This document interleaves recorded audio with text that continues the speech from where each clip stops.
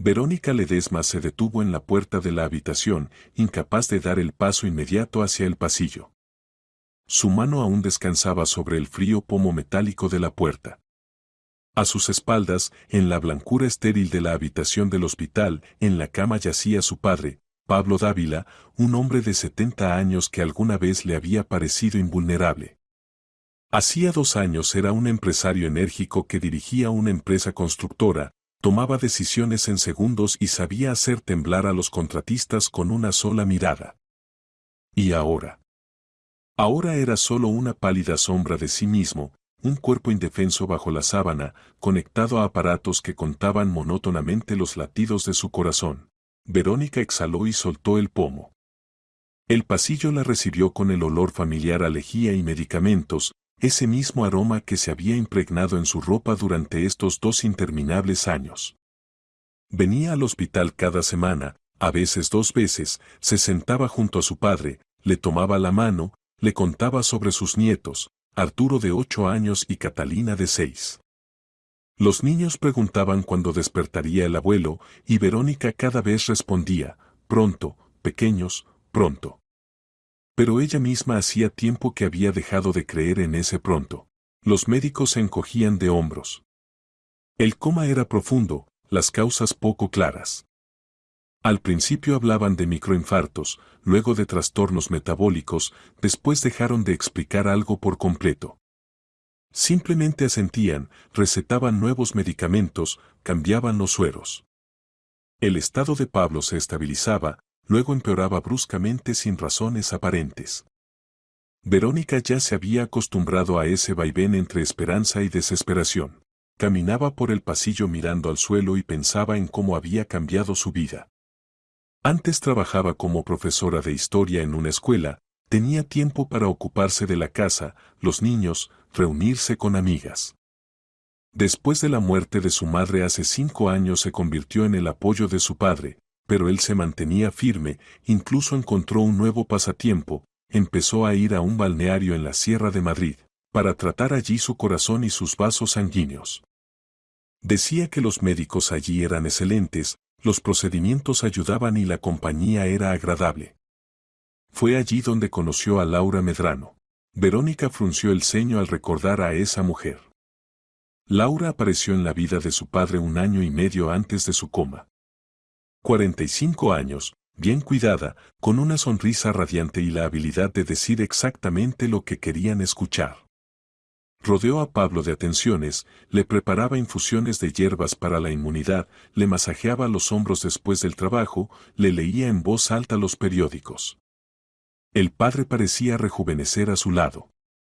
A los 6 meses anunció a Verónica que se iba a casar.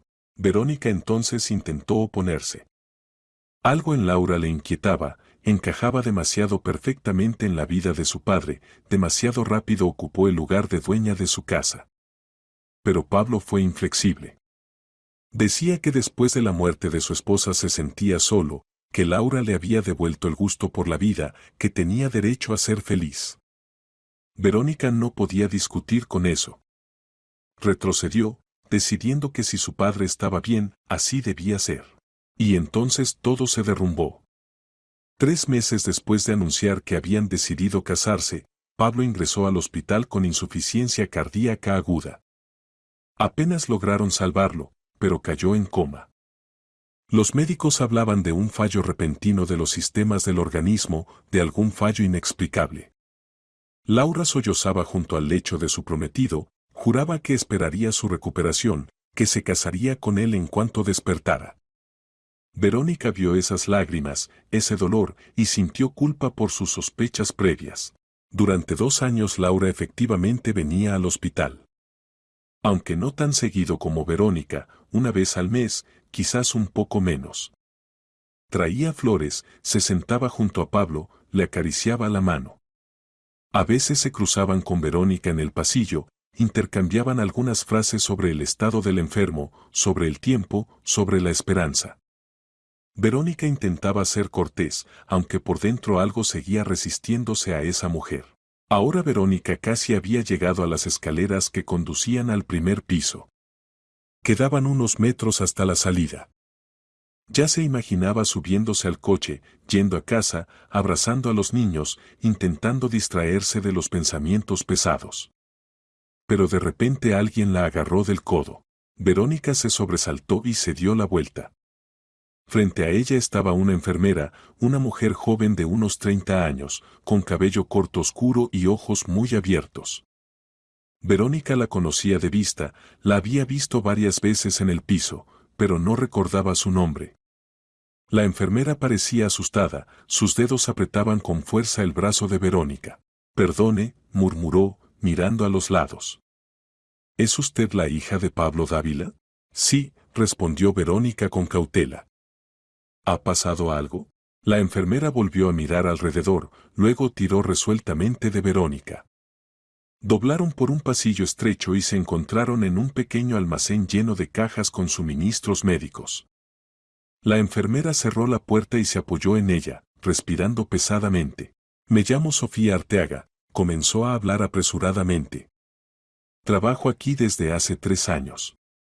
Escuche, me da mucho miedo hablar de esto, pero no puedo callarme. Su padre. Algo no está bien con él.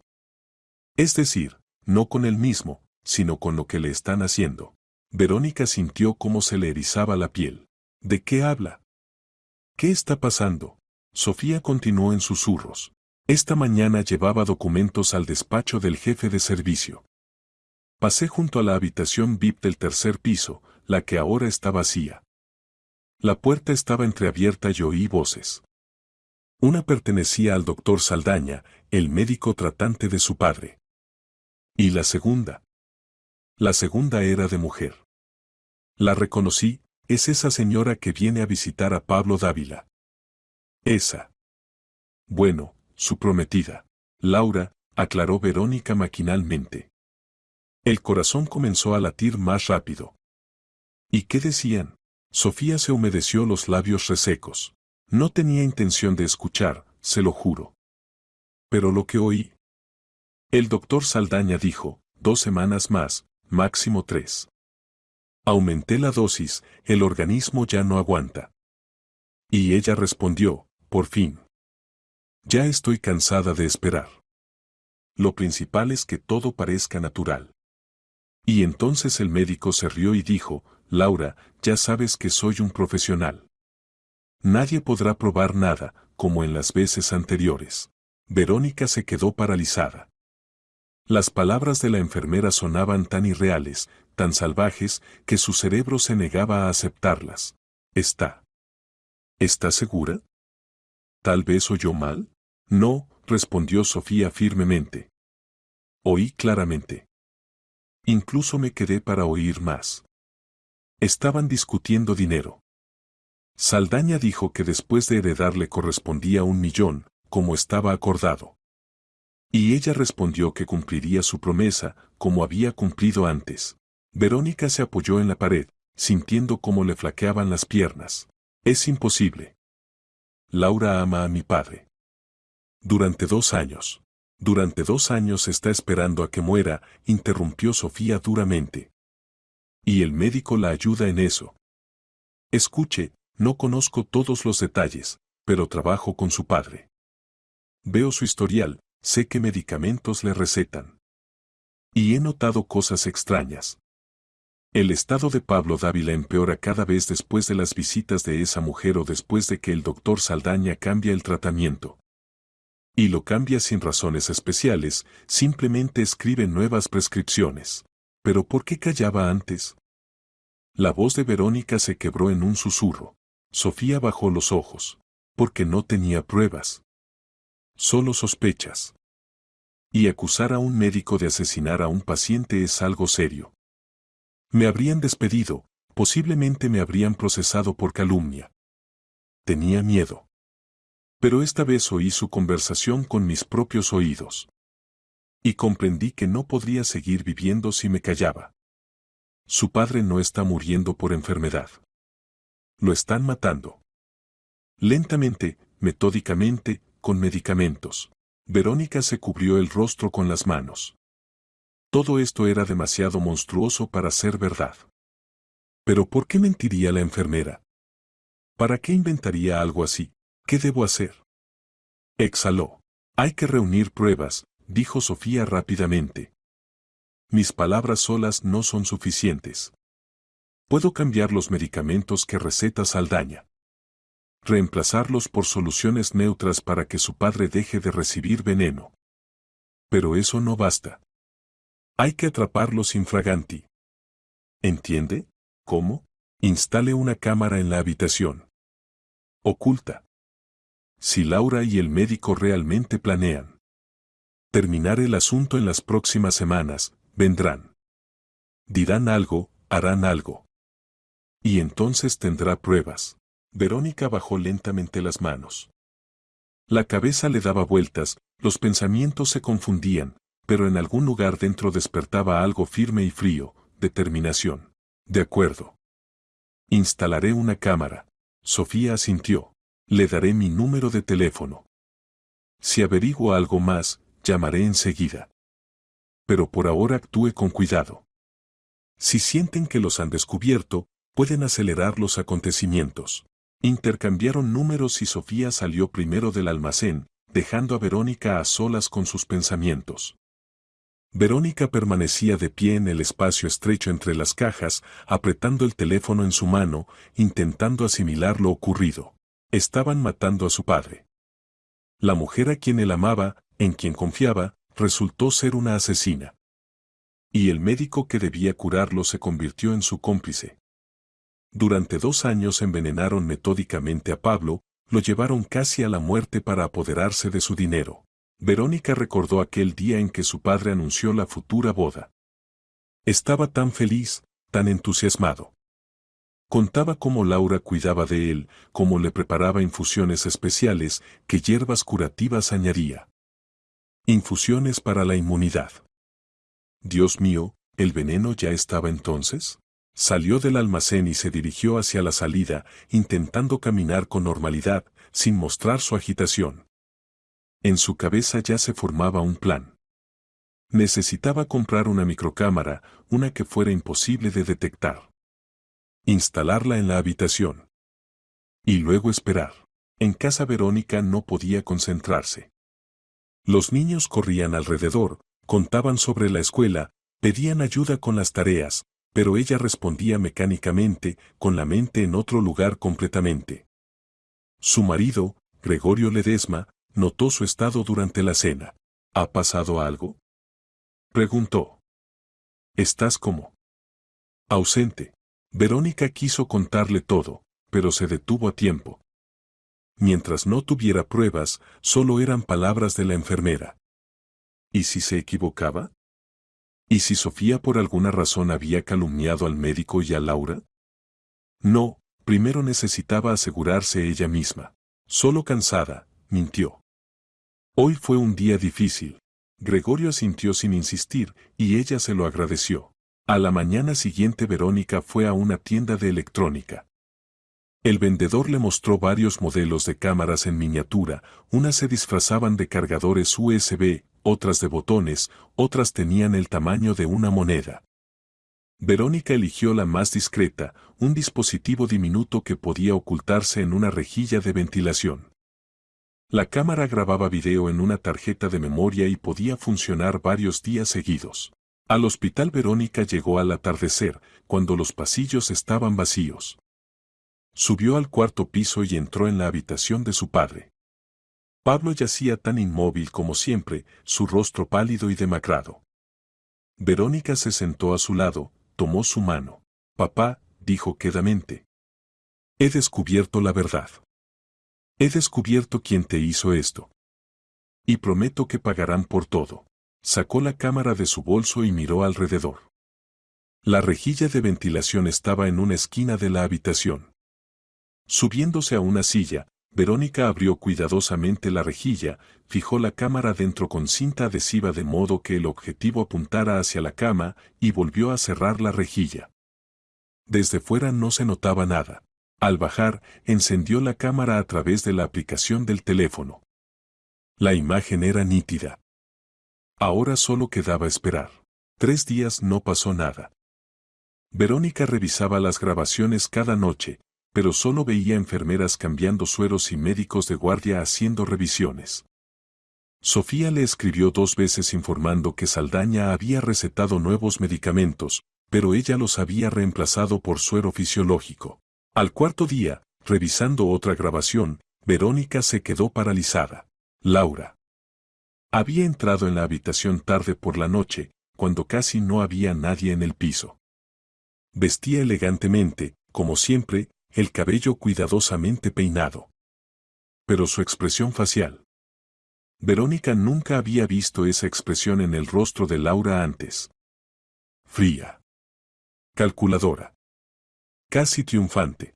Laura se acercó a la cama, miró a Pablo desde arriba. Luego se inclinó muy cerca de su rostro. Y pronunció, articulando claramente cada palabra. Pronto todo terminará, viejo estúpido. Yo me encargaré de eso. Y Timoteo también. Te has alargado demasiado, pero mi paciencia no es infinita. Una semana más, tal vez 2, y por fin te morirás. Y yo obtendré todo lo que me corresponde por testamento. Tus fábricas, tus cuentas, tu casa. Todo será mío. Como debió ser desde el principio. Se enderezó, se arregló el peinado y salió de la habitación con una ligera sonrisa en los labios. Verónica estaba sentada frente a la pantalla del teléfono y las lágrimas corrían por sus mejillas. No de dolor, sino de furia. Esa mujer había envenenado a su padre, lo había llevado al coma, planeaba matarlo definitivamente, y todo por dinero. Ya no había dudas. Ahora Verónica tenía pruebas. A la mañana siguiente fue a la policía. El edificio de la comisaría del distrito recibió a Verónica con olor a pasillos oficiales y sonidos de teclados. Apretaba en sus manos el teléfono con la grabación y sentía como todo temblaba por dentro de tensión.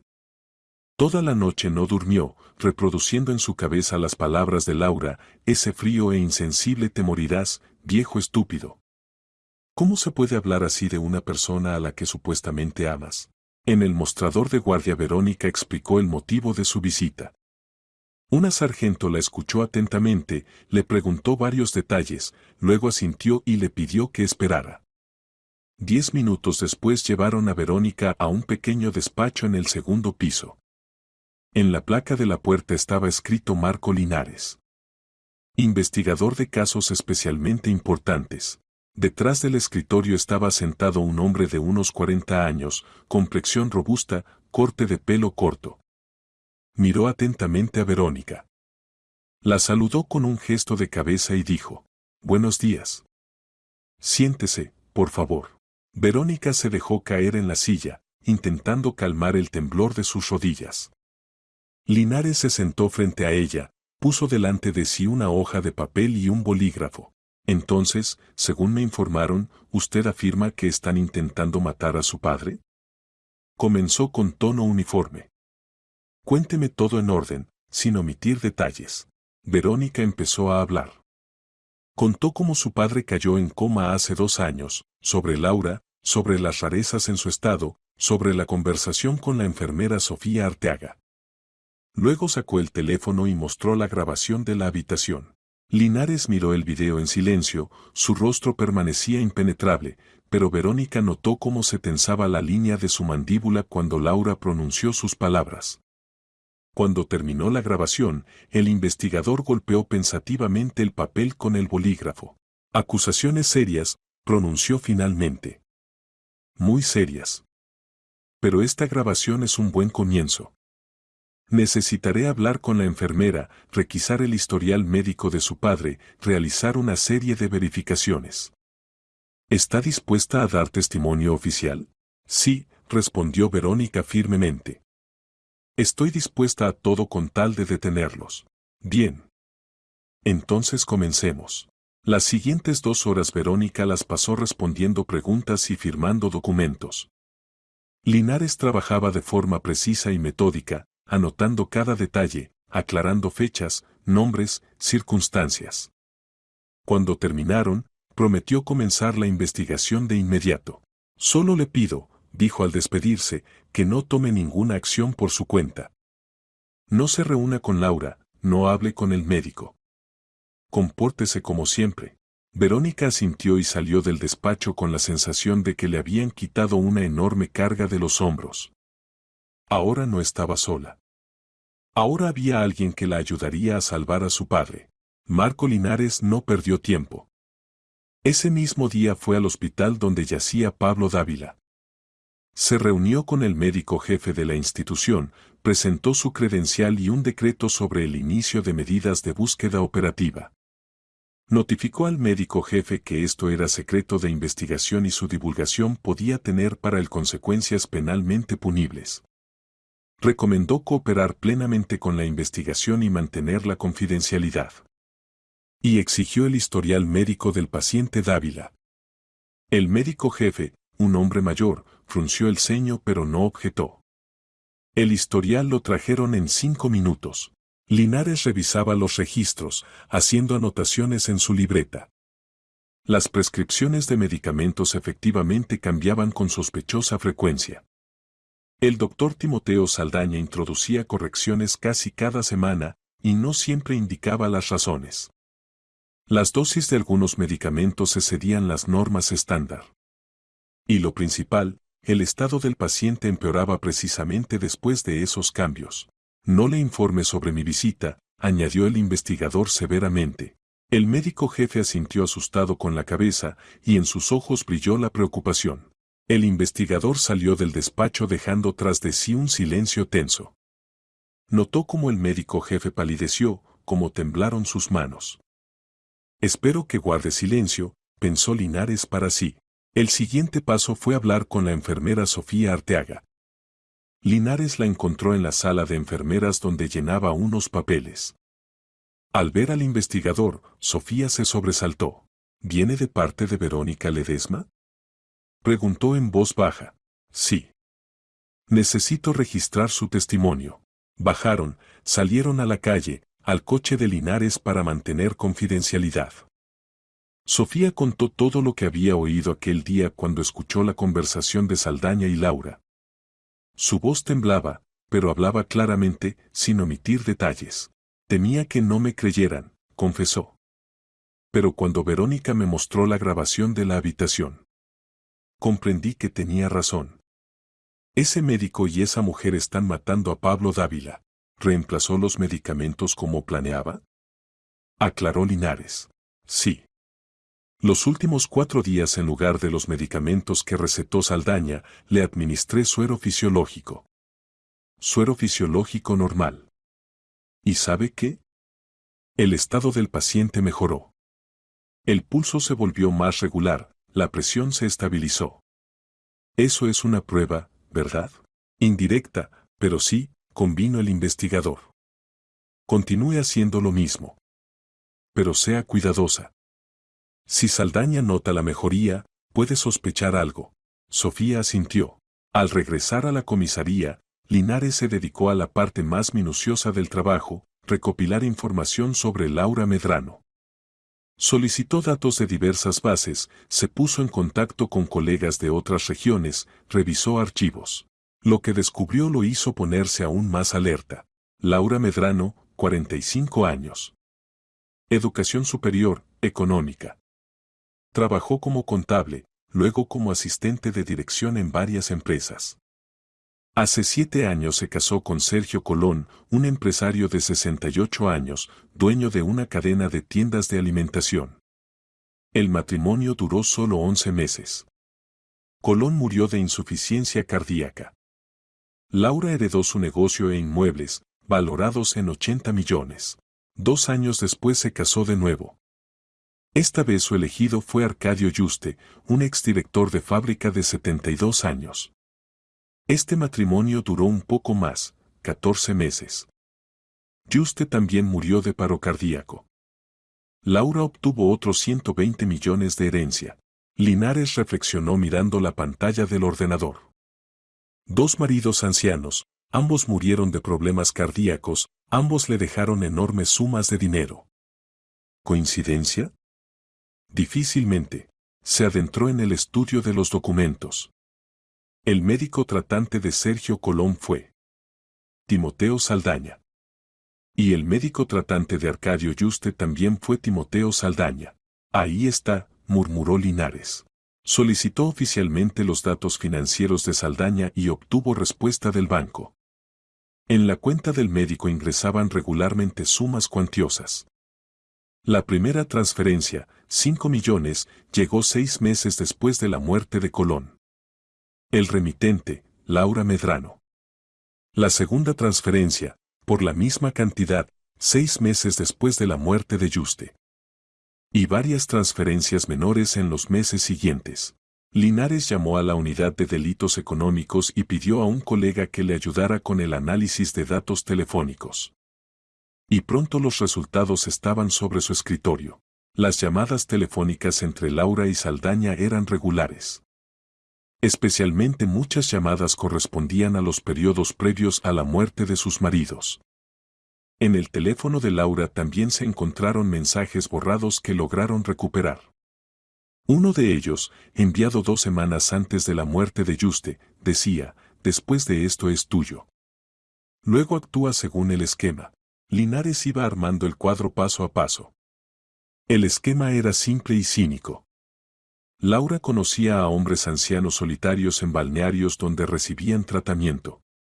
Elegía a los que eran ricos, tenían problemas cardíacos y llegaban solos al tratamiento. Los rodeaba de cuidados, se volvía indispensable, rápidamente los llevaba a proponer matrimonio. Luego comenzaba la terapia. Infusiones de hierbas con adición de medicamentos que suprimían la actividad cardíaca. Visitas regulares al médico de confianza, Timoteo Saldaña, quien bajo apariencia de tratamiento administraba dosis adicionales de sustancias tóxicas. La muerte llegaba después de varios meses, parecía natural, una persona mayor, corazón enfermo, nada sospechoso. Laura obtenía la herencia, la compartía con el médico y buscaba una nueva víctima. Pablo Dávila debía ser el tercero. Linares reunió toda la información y la presentó a su jefe. Este estudió los materiales y dio luz verde para continuar la investigación. Necesitamos atraparlos infraganti, dijo Linares en una reunión con colegas. Tenemos pruebas indirectas, rastros financieros, testimonios de testigos. Pero para un caso de hierro necesitamos prueba directa de intento de asesinato. Si los detenemos ahora, un buen abogado puede desmoronarlo todo. Dirá que las transferencias de dinero fueron por consultas, que los mensajes están sacados de contexto, que la enfermera se equivocó o incriminó al médico. Necesitamos una confesión o detención infraganti. ¿Y cómo propones hacerlo?, preguntó uno de los operativos. Esperar.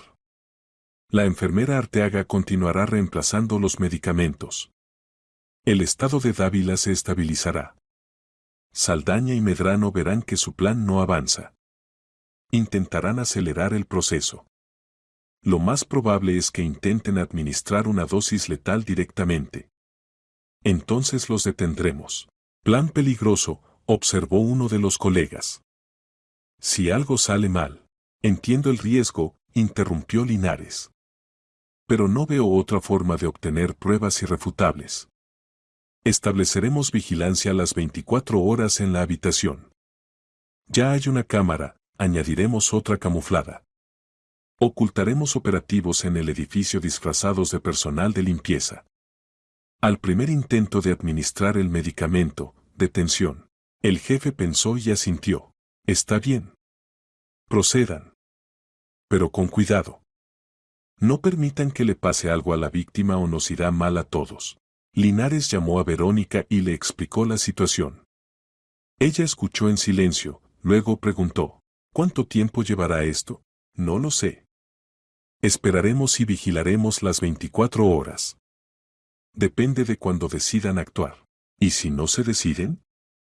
Si comprenden que algo no está bien, entonces los arrestaremos basándonos en las pruebas existentes. Pero el caso será más débil. Hay posibilidad de que se libren con una pena menor o que salgan libres. Verónica apretó fuertemente el teléfono. De acuerdo. Confío en usted.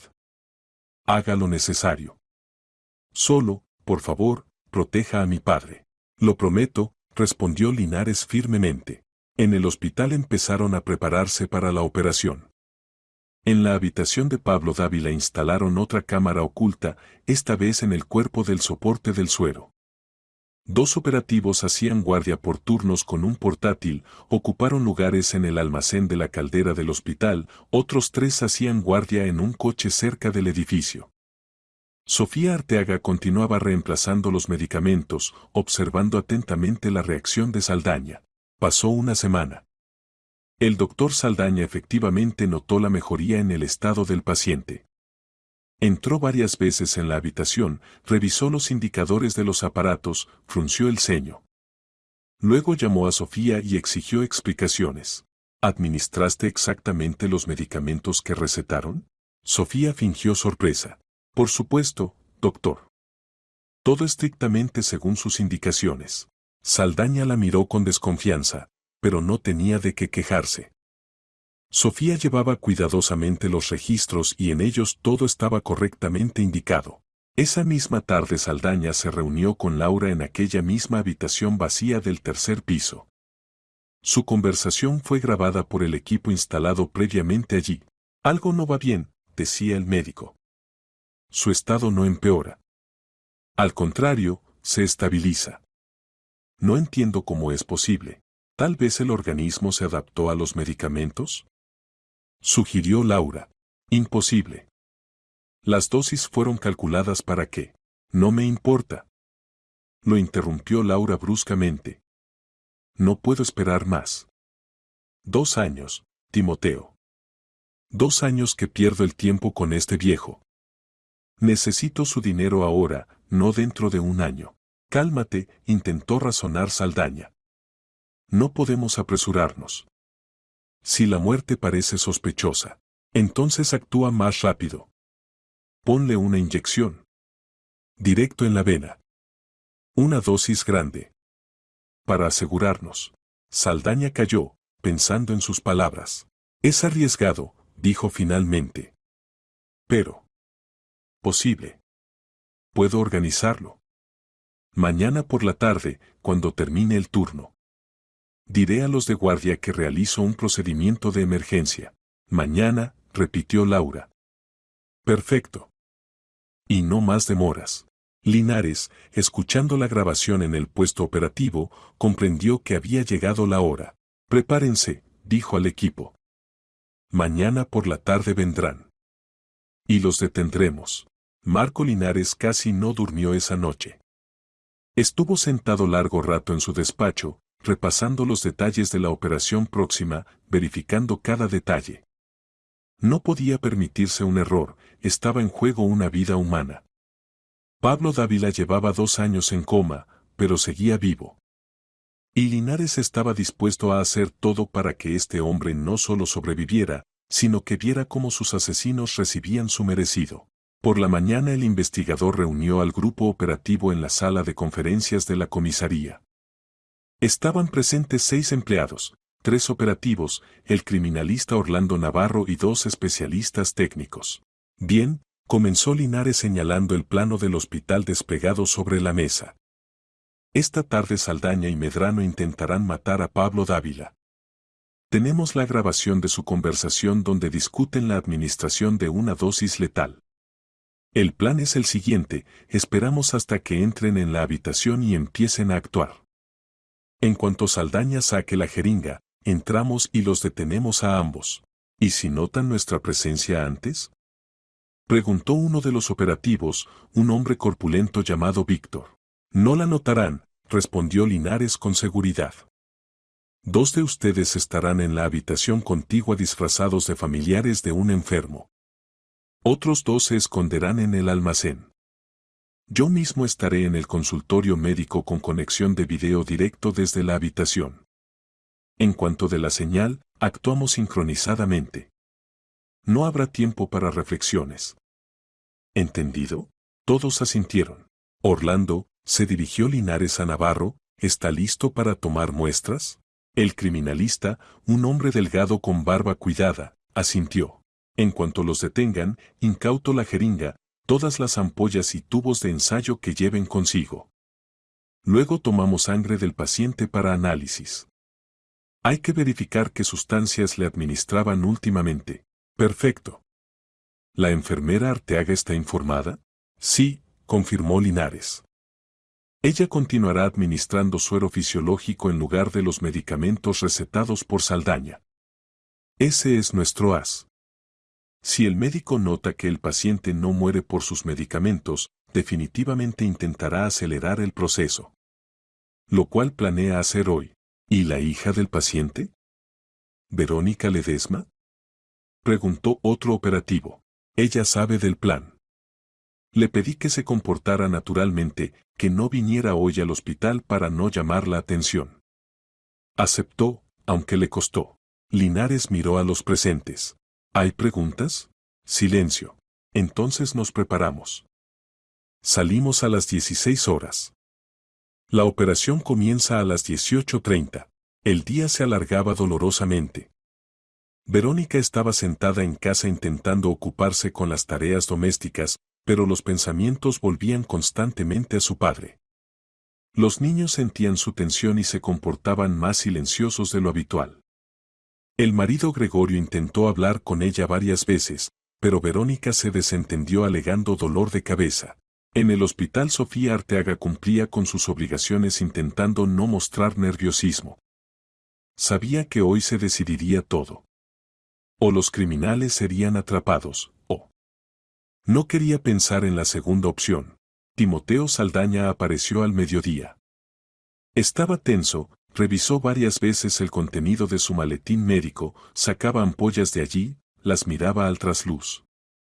Sofía lo observaba de reojo y sentía como todo se helaba por dentro. Este hombre que había jurado salvar vidas se disponía a matar fríamente a un paciente indefenso.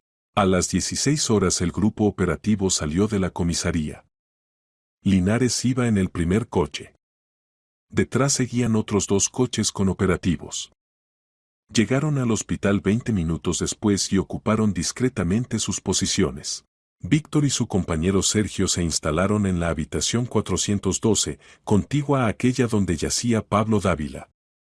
Trajeron consigo flores y una bolsa con frutas, fingiendo ser familiares cariñosos. Otros 2 operativos se ubicaron en el almacén. Linares ocupó su lugar en el consultorio médico donde Sofía había instalado para él un portátil con transmisión directa desde la habitación de Dávila. En la pantalla se veía la cama con la figura inmóvil del paciente, los sueros, los monitores con indicadores de actividad vital. El tiempo pasaba. 18 horas. 18:15. 18:25. A las 18:30 apareció Laura Medrano en el pasillo. Vestía elegantemente, traje negro, zapatos de tacón, cabello recogido en un peinado. En las manos llevaba un pequeño bolso de cuero. Laura pasó junto al almacén, junto a la habitación con los operativos disfrazados de familiares de enfermo y se dirigió a la habitación de Pablo. Linares la observaba a través de la cámara. «Ha llegado», dijo en voz baja al micrófono sujeto en su chaqueta. Todos preparados. Laura entró en la habitación, cerró la puerta tras de sí. Se acercó a la cama, miró a Pablo. Su rostro estaba tranquilo, casi indiferente. Sacó el teléfono del bolso y marcó un número. «Estoy en el lugar», dijo. «¿Dónde estás?» La voz de Saldaña se oyó desde el altavoz del teléfono. «Voy». 2 minutos. Laura guardó el teléfono en el bolso y se sentó en la silla junto a la cama. Miraba a Pablo sin ninguna lástima, sin sombra de culpa. Simplemente miraba, como se mira una cosa que pronto dejará de ser necesaria.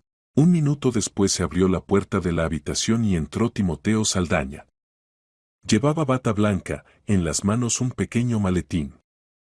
El médico asintió a Laura, puso el maletín sobre la mesita y lo abrió. Linares se inclinó más cerca de la pantalla. El corazón se detuvo, las palmas sudaron. Un poco más. Solo un poco más. Saldaña sacó del maletín varias ampollas con líquido transparente, una jeringa, una toallita con alcohol. Empezó a preparar metódicamente la inyección. ¿Está seguro de que funcionará?, preguntó Laura observando sus acciones. Absolutamente, respondió Saldaña llenando la jeringa con líquido de la ampolla. La dosis es grande. Bastará una inyección. El corazón se detendrá en 3 o 4 minutos. Parecerá una muerte natural por insuficiencia cardíaca. Considerando su estado, nadie se sorprenderá. Por fin, exhaló Laura. 2 años de espera. Pero vale la pena. ¿Cuánto tiene en las cuentas? Preguntó Saldaña levantando la jeringa y expulsando unas gotas de líquido para eliminar el aire. Según mis datos, unos 250 millones, respondió Laura. Más inmuebles, acciones de la empresa. En total unos 400 millones. Y 5 millones son tuyos, recordó Laura. Como acordamos, confirmó el médico. Se acercó a la cama, palpó la vena en el brazo de Pablo, limpió el lugar de la inyección con la toallita de alcohol. Acercó la jeringa a la piel. Ahora, susurró Linares al walkie-talkie. Todos entren. Inmediatamente, la puerta de la habitación se abrió con estrépito. Irrumpieron en la habitación 4 operativos, detrás de ellos el propio Linares. Policía.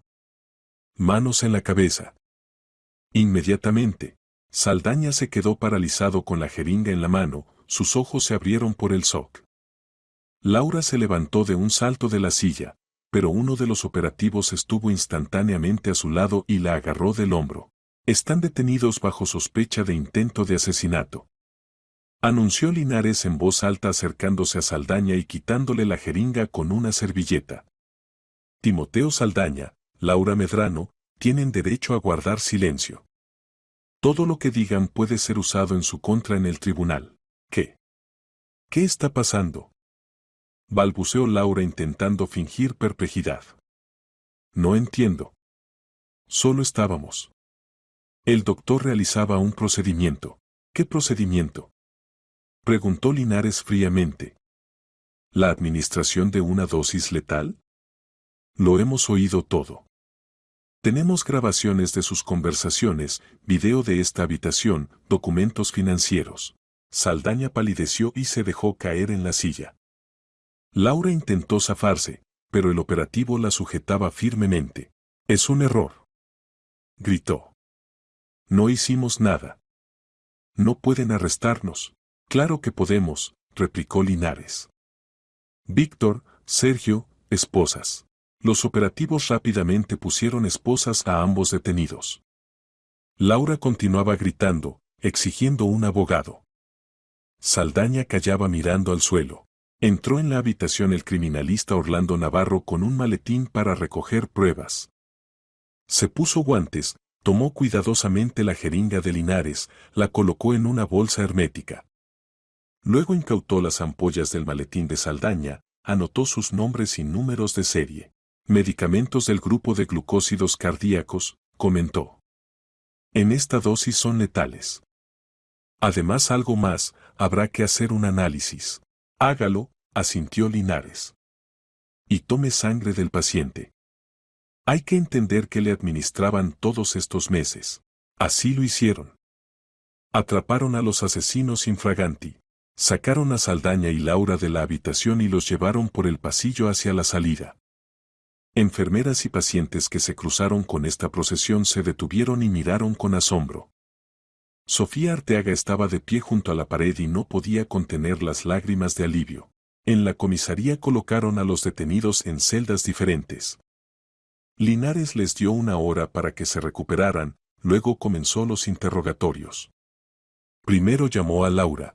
La mujer estaba sentada detrás de la mesa en la sala de interrogatorios. Su rostro estaba furioso, los ojos lanzaban rayos. Exijo un abogado, declaró en cuanto entró Linares. Lo tendrá, respondió el investigador con calma sentándose frente a ella. Pero primero escuche lo que le voy a decir. Tenemos una grabación de video donde usted le dice a un hombre moribundo que pronto se morirá y que usted obtendrá su dinero. Tenemos una grabación de audio de su conversación de hoy con el doctor Saldaña donde discuten la administración de una inyección letal. Tenemos transferencias bancarias de usted a Saldaña después de las muertes de sus anteriores maridos. Tenemos pruebas de que Saldaña trató a los 3 de sus hombres y todos murieron en circunstancias sospechosas. ¿Comprende lo que esto significa? Laura callaba con los labios apretados. Significa, continuó Linares, que está acusada de 2 asesinatos y un intento de asesinato. Más fraude a gran escala, soborno a funcionario, organización de grupo criminal. Le amenaza cadena perpetua. La única posibilidad de suavizar la sentencia es confesar completamente y dar testimonio contra su cómplice. No soy culpable de nada, siseó Laura. Mis maridos murieron de causas naturales. Pablo Dávila está en coma por enfermedad. Y lo que grabaron hoy es una trampa. Nos provocaron deliberadamente. Linares sonrió. ¿Trampa? ¿En serio? Usted misma vino a la habitación, usted misma discutió el asesinato, usted misma trajo el veneno. Nosotros simplemente registramos sus acciones. Esto se llama actividad operativa de búsqueda, no trampa. Laura se apartó negándose a continuar la conversación. Linares suspiró y salió de la habitación. El siguiente era Saldaña. El médico estaba sentado encorvado con la cabeza entre las manos. Cuando entró Linares ni siquiera levantó la vista. Doctor Saldaña, comenzó el investigador, ¿comprende en qué situación se encuentra? Saldaña asintió lentamente. ¿Tiene algo que decir? Una larga pausa. Luego el médico levantó la cabeza. Su rostro estaba gris, los ojos enrojecidos. Quiero llegar a un acuerdo, pronunció con voz ronca. Estoy dispuesto a dar testimonio completo a cambio de una reducción de la pena. Linares se sentó frente a él, sacó una grabadora, encendió la grabación. Razona correctamente, a diferencia de su cómplice. Hable. Y recuerde, cualquier mentira será usada en su contra. Saldaña asintió convulsivamente y comenzó a contar. Conoció a Laura hace 7 años en una conferencia médica. Ella se le acercó, entabló conversación, lo invitó a cenar. Luego hizo una propuesta de la que no pudo negarse. Laura buscaba un médico dispuesto a ayudarla en una operación delicada. Explicó el esquema, encuentra hombres ancianos ricos, se casa con ellos, luego los envenena lentamente a través de medicamentos. Se necesitaba un doctor que confirmara la naturalidad de la muerte y ayudara con la administración de medicamentos. Saldaña rechazó al principio. Pero Laura le ofreció 5 millones. Pensó una semana, luego aceptó. La primera víctima fue Sergio Colón. Laura lo conoció en un balneario, rápidamente ganó su confianza. 3 meses después se casaron. Saldaña se convirtió en su médico tratante. Empezó a recetar medicamentos que gradualmente destruían el músculo cardíaco. Paralelamente Laura añadía venenos en su comida y bebidas. 11 meses después Colón murió. Causa oficial, insuficiencia cardíaca aguda. Laura obtuvo la herencia, 80 millones. A Saldaña le transfirió 5 millones. El esquema funcionó. La segunda víctima fue Arcadio Yuste. Todo se repitió según el mismo esquema. Conocimiento, boda, venenos, muerte. Esta vez la herencia fue de 120 millones. Saldaña recibió 5 millones. Pablo Dávila debía ser el tercero. Pero algo salió mal. El organismo de Dávila resultó ser más fuerte que el de las víctimas anteriores. No moría sino que cayó en coma. Laura insistía en continuar y Saldaña seguía administrando venenos, pero no había resultado. Durante 2 años el paciente se balanceaba entre la vida y la muerte, pero no moría. Laura empezaba a perder la paciencia. Hoy decidieron acabar con esto de una vez por todas. Saldaña terminó su relato y cayó mirando fijamente la mesa. Linares apagó la grabadora. Gracias por su franqueza, doctor. Su testimonio será tenido en cuenta al dictar sentencia. Salió de la habitación y llamó a Verónica. Todo ha terminado, dijo. Están detenidos. Su padre está a salvo. Al otro lado de la línea se oyó un sollozo de alivio. La mañana después de la detención fue nublada. Marco Linares llegó a la comisaría más temprano de lo habitual, había dormido por primera vez en mucho tiempo y estaba lleno de determinación para llevar el caso hasta el final. Sobre su escritorio ya había una carpeta de Orlando Navarro con los resultados preliminares de las pericias. El investigador abrió la carpeta y comenzó a estudiar los documentos. El análisis del contenido de la jeringa incautada a Saldaña mostró la presencia de digoxina en una concentración que excedía la dosis terapéutica en 20 veces. Tal inyección garantizadamente habría causado un paro cardíaco en cuestión de minutos. Adicionalmente, en las ampollas se encontraron rastros de estrofantina, otro glucósido cardíaco que potenciaba la acción de la digoxina. El análisis de sangre de Pablo Dávila reveló todo un cóctel de medicamentos que se habían acumulado en su organismo durante años. Incluso el suero fisiológico que le administraban últimamente no pudo ocultar los medicamentos que le dieron antes. Además de glucósidos cardíacos, encontraron benzodiazepinas que suprimen el sistema nervioso central y rastros de tiopental sódico, una sustancia usada para anestesia. Todo esto explicaba por qué Pablo estaba en coma. No fue la enfermedad lo que lo postró, lo envenenaron metódicamente, manteniéndolo al borde entre la vida y la muerte. Linares dejó los documentos y se frotó el puente de la nariz. Los dos maridos anteriores de Laura también murieron de insuficiencia cardíaca. ¿Coincidencia? Ahora, teniendo la confesión de Saldaña y los resultados de los análisis de sangre de Pablo Dávila, se podía estudiar detalladamente los historiales médicos de los fallecidos y establecer el cuadro completo de los crímenes. El investigador marcó el número de su jefe, el teniente coronel Íñigo Crespo. Íñigo, buenos días. Necesito solicitar los historiales médicos completos de Sergio Colón y Arcadio Yuste. Tenemos fundamentos para suponer que fueron envenenados según el mismo esquema que Pablo Dávila. Saldaña dio testimonio detallado sobre los medicamentos y métodos de administración. El jefe cayó pensando en lo dicho. Bien. Prepar solicitudes a todas las instituciones médicas donde recibieron tratamiento. Necesitamos historiales completos de enfermedad, prescripciones, registros de visitas.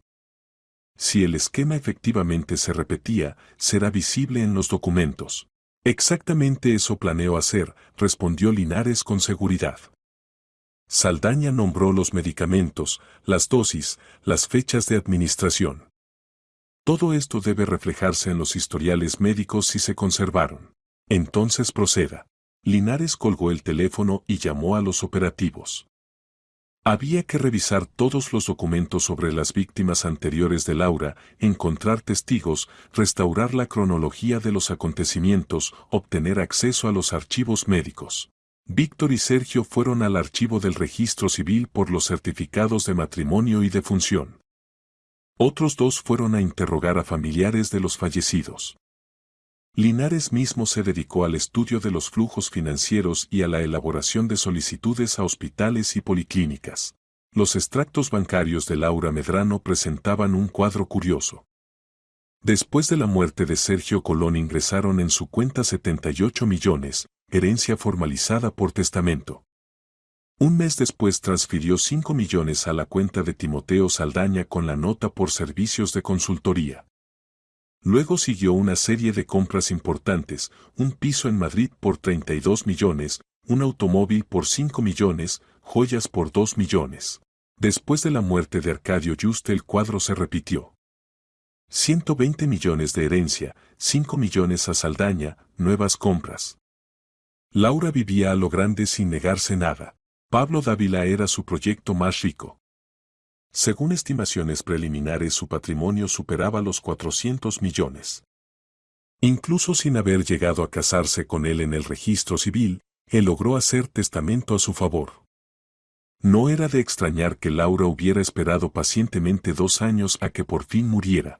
Al mediodía los operativos regresaron con los resultados de los interrogatorios. La hija de Sergio Colón, Alba de 38 años, contó que su padre conoció a Laura en el balneario Pinar del Sol en la Sierra de Madrid. Iba allí a tratar su hipertensión y problemas vasculares. Volvió entusiasmado, decía que había conocido a la mujer de sus sueños. 2 meses después anunció el compromiso. Intenté disuadirlo, contaba Alba secándose las lágrimas. Le decía que se conocían muy poco, que había que esperar. Pero papá era terco. Se casó con ella, rehizo el testamento. Y luego empezaron los problemas de salud.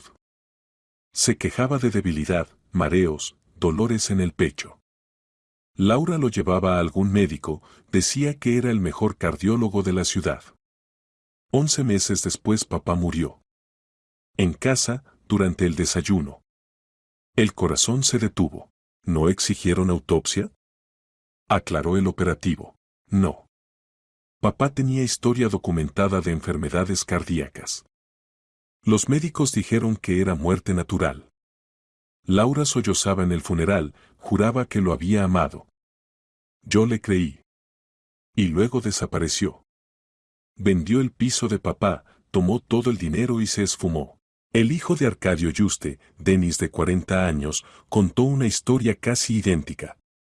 Conocimiento en el balneario, boda precipitada, muerte repentina después de 14 meses. Denis tampoco insistió en la autopsia, el padre era mayor, estaba enfermo, la muerte parecía natural. Pero ahora, decía nervioso, ahora comprendo que lo asesinaron. Esa mujer lo mató por dinero. Y quiero que responda por esto. Linares les aseguró a ambos que se haría justicia. 3 días después empezaron a llegar de los archivos médicos los documentos solicitados.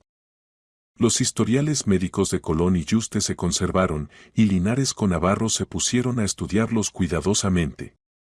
El cuadro que surgía era aterradoramente familiar. En ambos hombres el médico tratante era Timoteo Saldaña. En los historiales había registros de prescripciones regulares de medicamentos cardíacos cuyas dosis aumentaban gradualmente sin fundamentos médicos aparentes. Los mismos medicamentos que encontraron en la sangre de Pablo Dávila, digoxina, estrofantina, benzodiazepinas en diversas combinaciones. Mire aquí, Navarro señaló los registros en el historial de Colón. Un mes antes de la muerte Saldaña aumentó bruscamente la dosis de digoxina 3 veces. Justificación oficial, empeoramiento del estado. Pero no hay indicadores objetivos de ese empeoramiento en el historial. Solo un registro manuscrito, el estado requiere corrección de la terapia.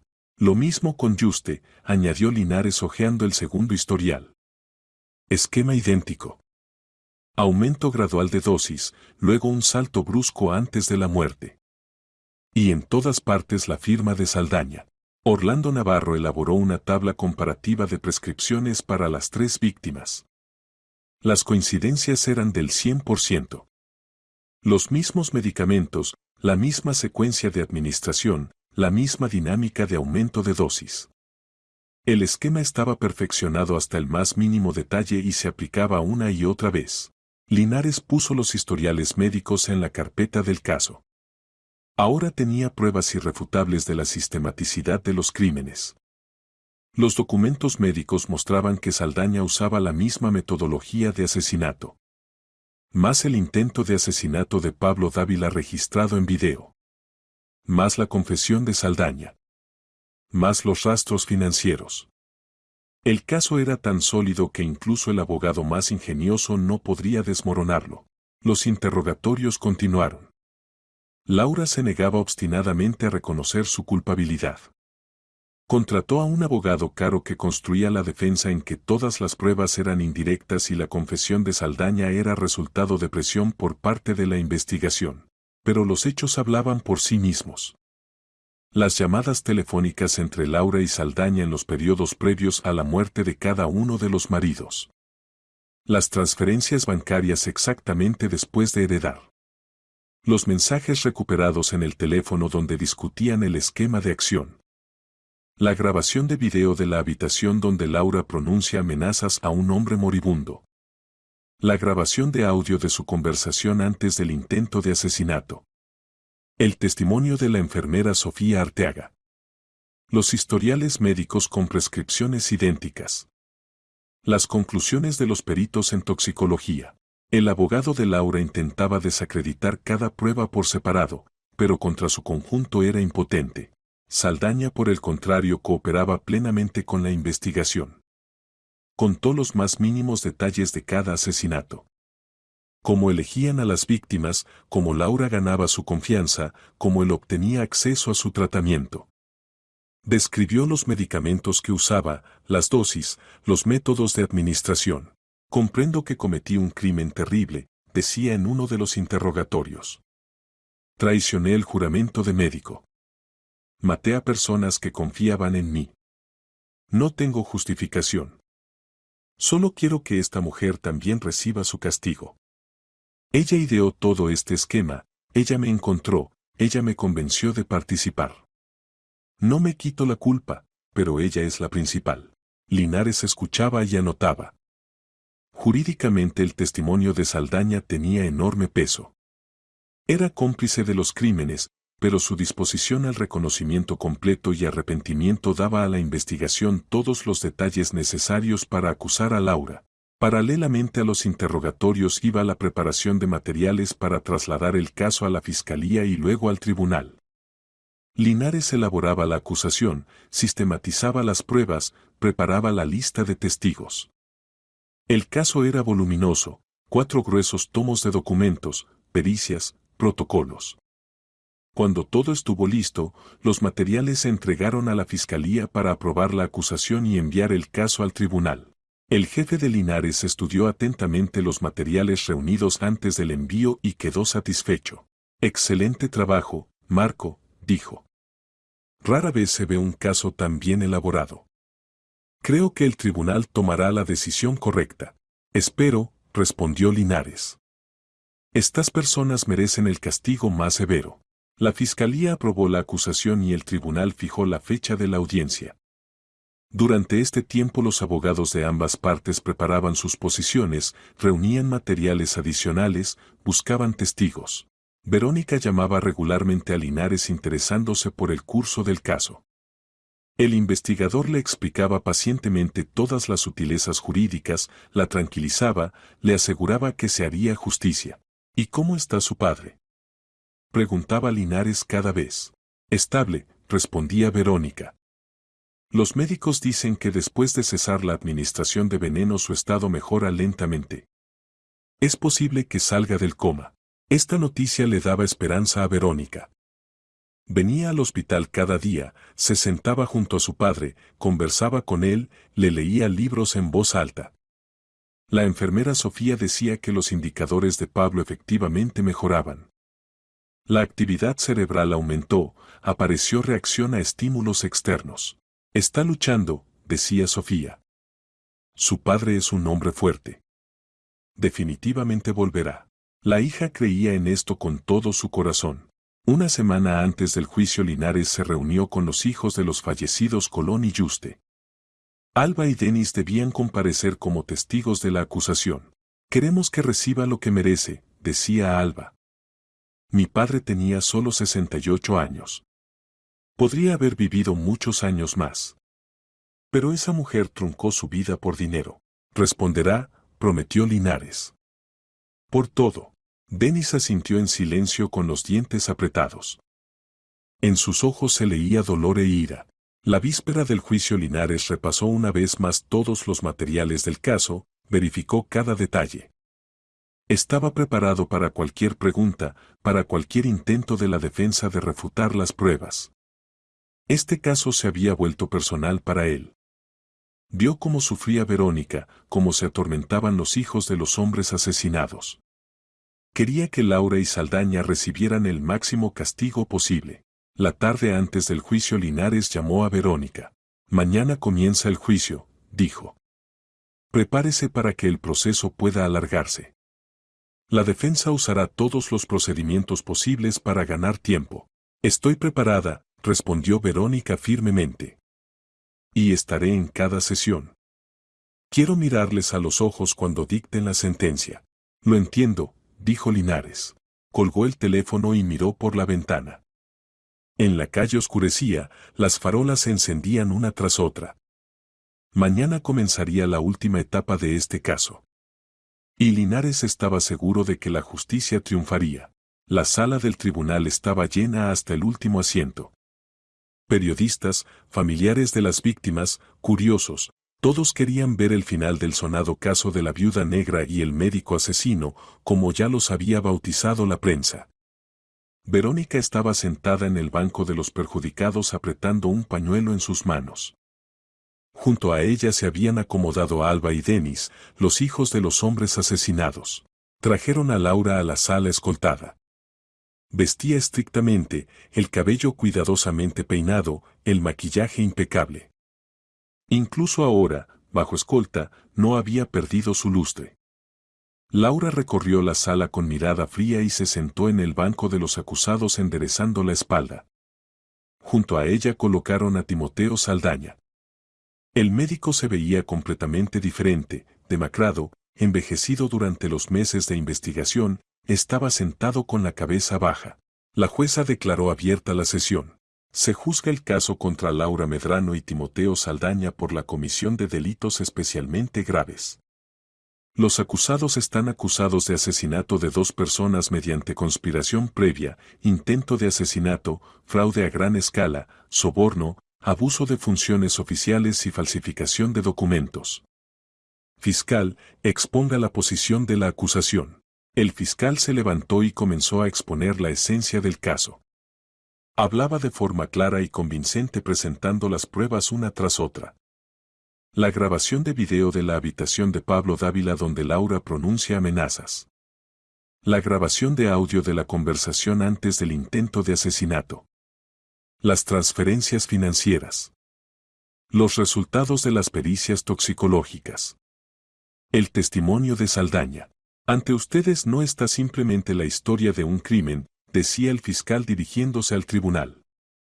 Es la historia de una asesina en serie a sangre fría que durante 7 años destruyó metódicamente a personas por dinero.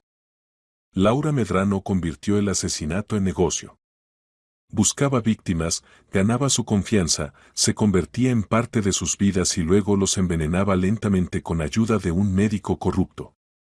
2 hombres murieron por su mano. El tercero milagrosamente quedó vivo solo gracias a la vigilancia de una enfermera y la determinación de su hija. Verónica sintió cómo se llenaban de lágrimas sus ojos. Recordó aquel día cuando Sofía la detuvo en el pasillo. Si no hubiera sido por eso, su padre ya estaría muerto. El abogado de Laura, un hombre joven en traje caro, intentó rebatir las pruebas. Honorable tribunal, mi defendida no es culpable de las acusaciones presentadas. Sí, estuvo cerca de los fallecidos. Sí, le dejaron herencia. Pero eso no la hace asesina. Las personas mueren de causas naturales. Edad avanzada, corazón enfermo, es la realidad. En cuanto a la situación con Pablo Dávila, las palabras grabadas en video fueron sacadas de contexto. Mi defendida estaba en estado de estrés emocional, hablaba en desesperación, pero no planeaba ningún asesinato. ¿Cómo explica la presencia de dosis letal de veneno en la jeringa que sostenía su cómplice? Preguntó bruscamente la jueza. Fue un intento de provocación por parte de la investigación, replicó el abogado. El doctor Saldaña fue obligado a dar testimonio falso bajo presión. Todo el caso está construido sobre pruebas indirectas y conjeturas. Pero la jueza escuchaba atentamente y por su rostro se veía que los argumentos de la defensa no la convencían. Llamaron a los testigos. Sofía Arteaga contó cómo escuchó la conversación de Laura y Saldaña sobre sus sospechas respecto al tratamiento de Pablo Dávila. Hablaba con seguridad, sin titubeos, mirando directamente a los ojos de la jueza. Alba y Denis dieron testimonio sobre cómo sus padres conocieron a Laura, cómo se desarrollaron rápidamente las relaciones, cómo llegó repentinamente la muerte. Ambos no pudieron contener las lágrimas recordando a sus padres. El fiscal leyó los resultados de la investigación, explicó cómo fue descubierto el esquema de los crímenes, qué pruebas se reunieron. Hablaba con calma, profesionalmente, pero en su voz se sentía inquebrantable seguridad en la culpabilidad de los acusados. La pericia expuso detalladamente los resultados.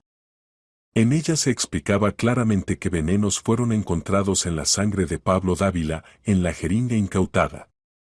Se mostraban gráficos de concentración de sustancias, tablas comparativas. Cada hecho estaba respaldado por datos científicos que era imposible refutar. Cuando llegó el turno de Timoteo Saldaña, la sala contuvo el aliento. El médico se levantó lentamente. Hablaba en voz baja pero claramente. Soy culpable de todo lo que se me imputa. Ayudé a Laura Medrano a asesinar a 2 personas. Intenté matar a una tercera. Lo hice por dinero, mucho dinero, traicionando el juramento de médico y mi conciencia. No tengo justificación. Solo quiero que se conozca la verdad y que esta mujer reciba el castigo merecido. Ella es la organizadora e inspiradora de todos estos crímenes. Sin ella yo nunca habría cruzado esa línea. Pero eso no me quita la culpa. Estoy preparado para asumir la responsabilidad. Laura durante su testimonio permanecía sentada con los labios apretados mirándolo con odio. Cuando Saldaña terminó, no aguantó y se levantó de un salto. Miente. Todo eso es mentira. Me está incriminando para suavizar su sentencia. Yo no maté a nadie. La jueza golpeó severamente con el mazo. Acusada Medrano, siéntese y cálmese. Tendrá oportunidad de dar testimonio. Laura se sentó pero sus manos temblaban de furia. Cuando llegó su turno de hablar, intentó representar el papel de víctima inocente de las circunstancias. Amaba a esos hombres. Cuidaba de ellos, estaba a su lado en sus últimos días. No soy culpable de que murieran. Fue voluntad del destino, enfermedad, edad. Y Pablo Dávila. Aún lo amo. Esperé 2 años con la esperanza de que despertara. Lo que dije en la habitación fue dicho en desesperación, en un momento de debilidad. Pero nunca quise su muerte. Entonces explique las transferencias bancarias al doctor Saldaña después de cada muerte, preguntó fríamente el fiscal. Eran pagos por consultas médicas, respondió Laura. Me ayudaba a cuidar de los maridos enfermos. ¿Y los mensajes en el teléfono? Después de esto es tuyo. Luego actúa según el esquema. ¿Cómo lo explica? Laura titubeó. Eso se refería a otra cosa completamente. No tiene relación con el caso. El tribunal decidirá si tiene relación, cortó la jueza. El proceso duró 3 semanas. Cada día traía nuevos detalles, nuevos testimonios de culpabilidad de los acusados. La defensa se agitaba intentando encontrar algún resquicio, pero la base probatoria de la acusación era demasiado sólida. Finalmente llegó el día de dictar sentencia. La sala de nuevo estaba llena. La jueza se retiró para deliberar y regresó 2 horas después. La jueza leyó la sentencia.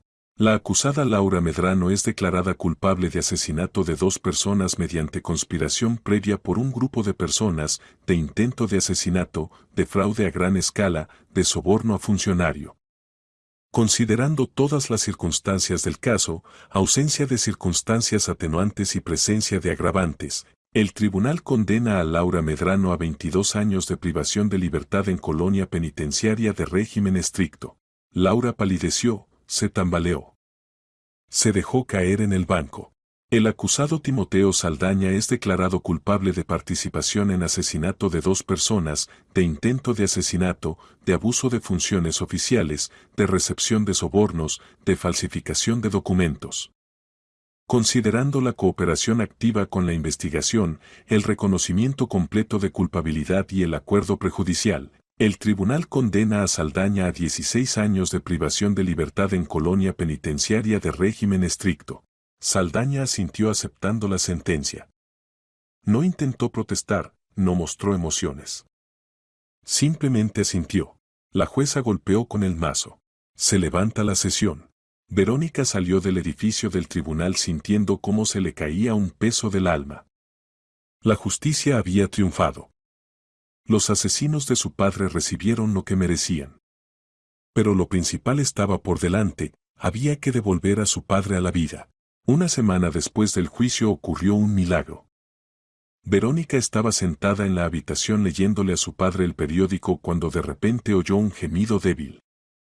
Levantó la cabeza y se quedó paralizada. Los párpados de Pablo temblaban, los dedos de la mano se movieron. Papá. Verónica se levantó de un salto, le agarró la mano. Papá, ¿me oyes? Pablo abrió lentamente los ojos. Su mirada era turbia, confundida, pero viva. Miró a su hija, intentó decir algo, pero de su boca solo salió un graznido.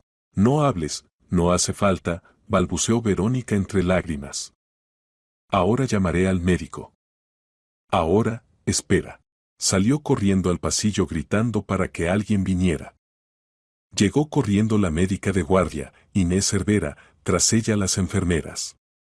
Rodearon a Pablo verificando su estado, haciendo anotaciones en el historial. Es increíble, decía Inés moviendo la cabeza. Salir después de 2 años de coma. Es casi un milagro. No es un milagro, dijo Verónica en voz baja. Es justicia. La recuperación fue lenta pero segura. Un mes después Pablo ya podía sentarse en la cama, hablar con frases cortas, reconocer a sus familiares. Le contaron todo, sobre Laura, sobre Saldaña, sobre el juicio. Pablo escuchaba en silencio y las lágrimas corrían por su rostro arrugado. Perdóname, hijita, susurró roncamente. Fui tan ciego. Dejé entrar a esa serpiente en nuestras vidas. No tienes ninguna culpa, papá, respondió Verónica apretando su mano. Lo principal es que estás vivo. Y estamos juntos. 2 meses después dieron de alta a Pablo del hospital. Todavía estaba débil, se movía con dificultad, pero los médicos prometían que con el tiempo se recuperaría completamente. Lo primero que hizo Pablo al volver a casa fue llamar al notario y rehacer el testamento. Todo su patrimonio, todos los inmuebles, todos los activos de la empresa pasaban a Verónica. Ella intentó objetar, decía que no lo necesitaba, pero el padre fue inflexible. Me salvaste la vida, decía. Arriesgaste, luchaste, no te rendiste cuando todos habían perdido la esperanza por mí. Eres mi único apoyo. Y quiero que estés protegida. Verónica compró un piso en el mismo barrio donde vivía su padre. Ahora podía visitarlo cada día. Los hijos de Verónica adoraban al abuelo, corrían a verlo después de la escuela, le contaban sobre sus cosas. Pablo se sentaba en el sillón, escuchaba sus voces alegres y sonreía. Una tarde, cuando los nietos ya se habían ido y Verónica se disponía a marcharse, Pablo la detuvo. Hijita, siéntate. Quiero decirte algo. Verónica se sentó a su lado. Sabes, he pensado mucho mientras yacía en ese hospital después de despertar. E incluso en el coma, en una especie de duermevela, todo lo sentía. Oía voces, comprendía lo que pasaba. Y recuerdo tu voz. Venías, conversabas conmigo, leías libros. No te rendiste cuando todos ya habían perdido la esperanza. Me salvaste. Y eso significa que me diste una segunda vida. Verónica callaba sintiendo cómo se llenaban de lágrimas sus ojos.